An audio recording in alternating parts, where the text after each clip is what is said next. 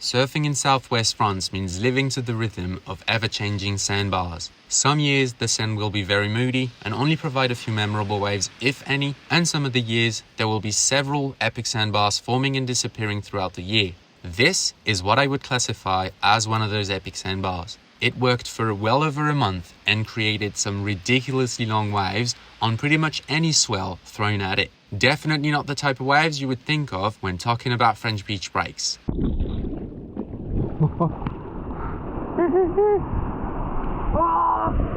Oh no. Look at that.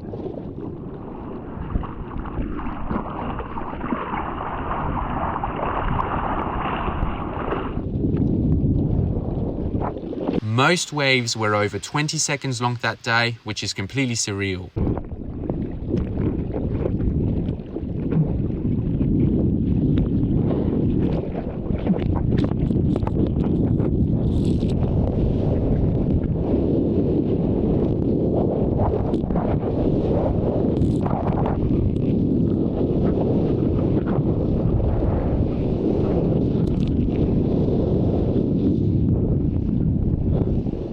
Take a look at this clip and tell me that this doesn't look more like a point break wave than a beach break wave.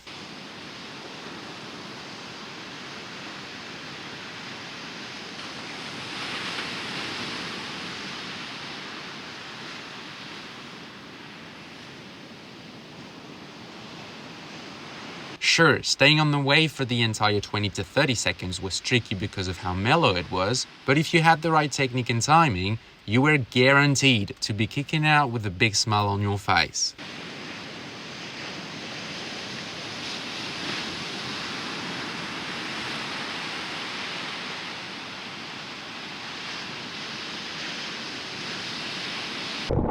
Holy moly.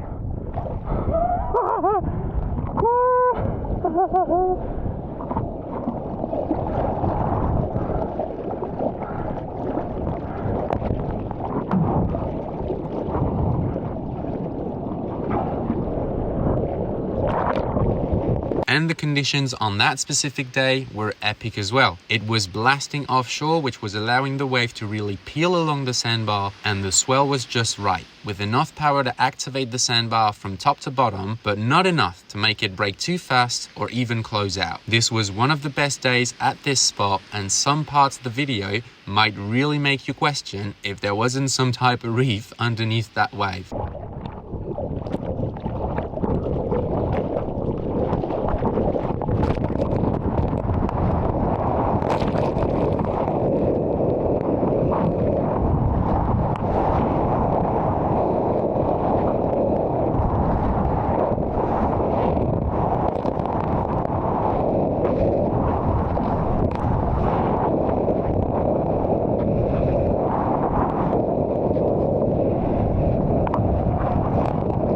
This was only my second wave of the day and I got 5 turns on it, so I was stoked.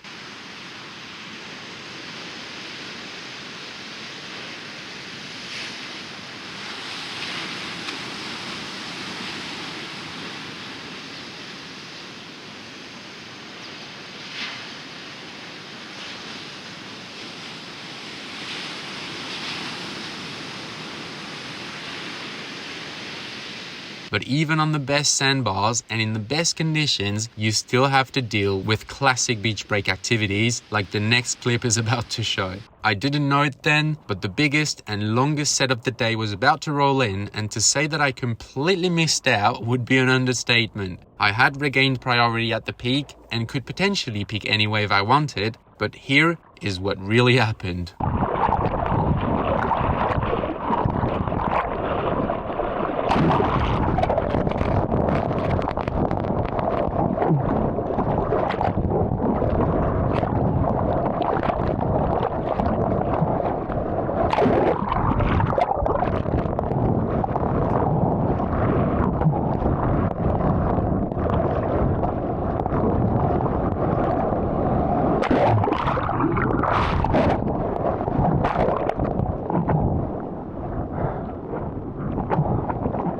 Oh, the fifth set that we missed. God damn. I did not catch a single wave, even though I was well positioned for at least one or two of them, but each time I thought there would be a better one behind it. And at this point, I thought the set was over, but you can see it slowly building back up in the background. And the worst was yet to come, because even though this second pulse was just as good as the first one, if not better, and even though I was in a better spot for all these waves, I somehow ended up doing the exact same thing. I let the best waves of the set go just because I thought there would be a better one behind it, and when I finally realized that this wasn't going to be the case, I had already paddled out too far to be able to catch the last wave of the set. I've decided to leave this whole sequence in the video because this was just as part of the session as the 20-second rides and actually only made catching a good one even better.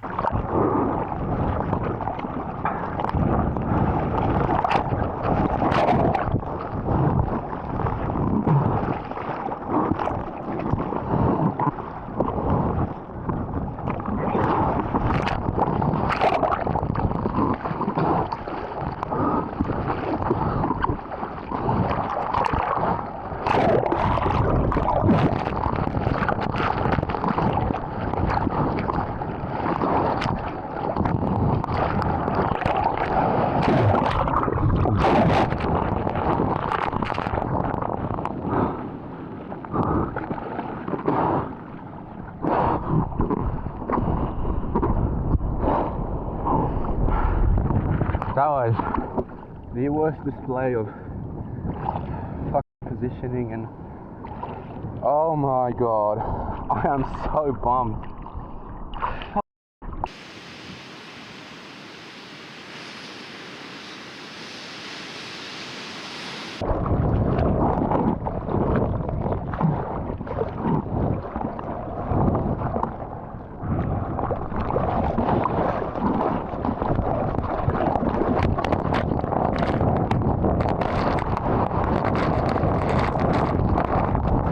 And as you can see, I missed many good waves during that session, just like that one. That was yet another almost 30-second wave that I probably would have caught if I had given it maybe 2 more paddle strokes instead of foolishly waiting for the wave to pick me up.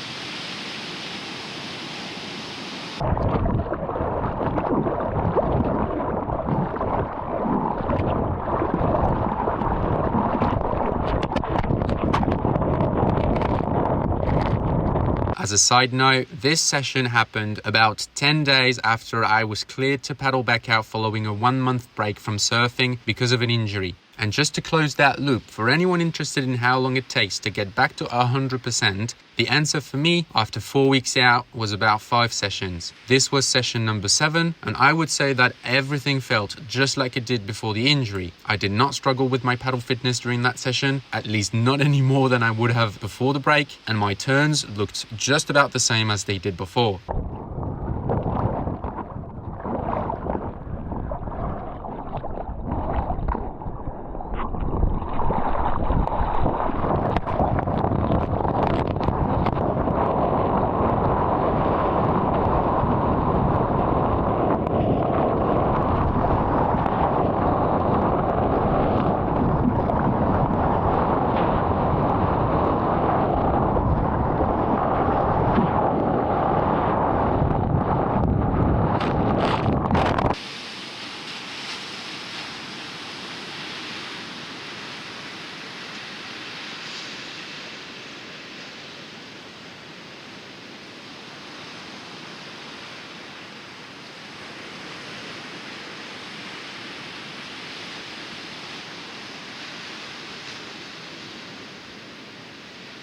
Oh!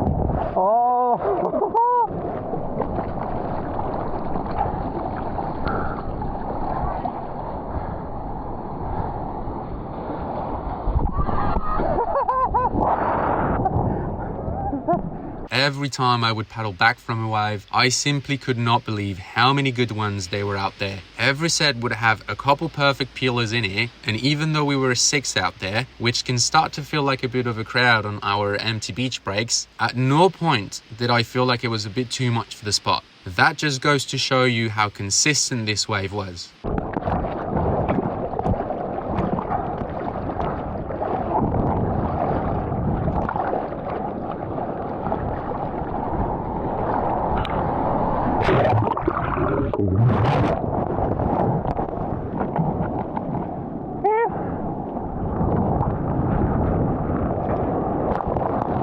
By the way guys, I've realized that almost 80% of people watching my videos are not subscribed, so if you have made it this far in the video and are part of that statistic, I would greatly appreciate it if you could hit that subscribe button. This is the best way you can support the channel and make sure that you do not miss the next uploads. Now let's get back to the video. Oh!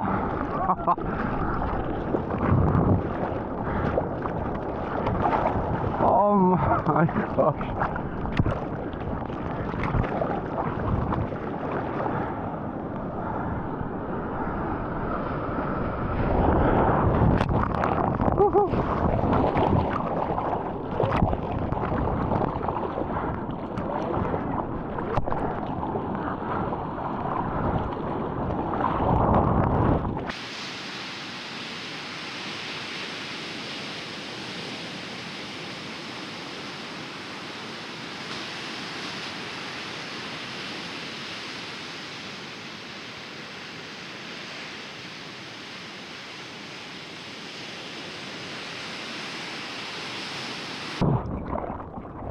Alors, ça part. Ouais.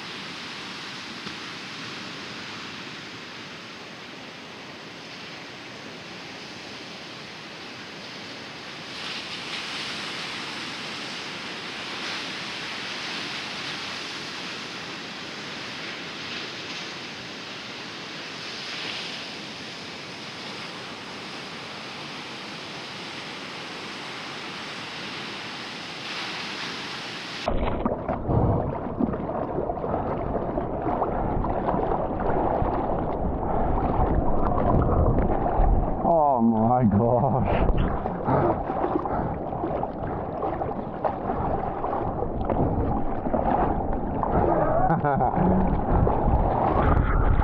Yeah.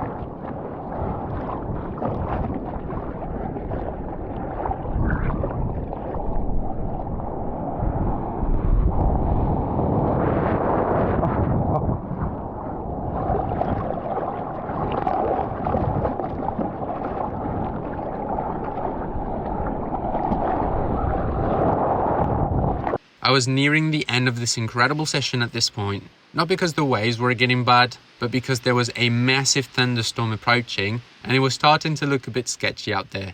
Everyone agreed that it wasn't safe to stay out any longer and we all started looking for our last waves of the day.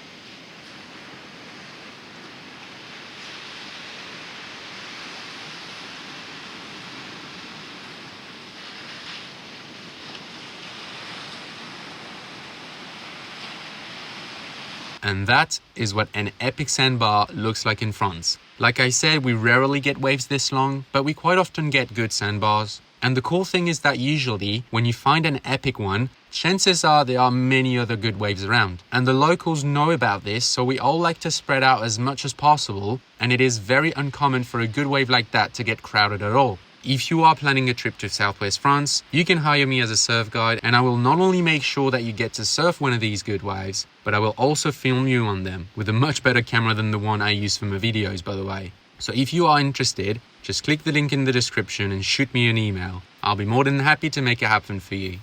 I hope you guys liked this video, and if you did, don't forget to like and subscribe to support the channel. Thank you so much for watching, and I'll see you guys in the next video.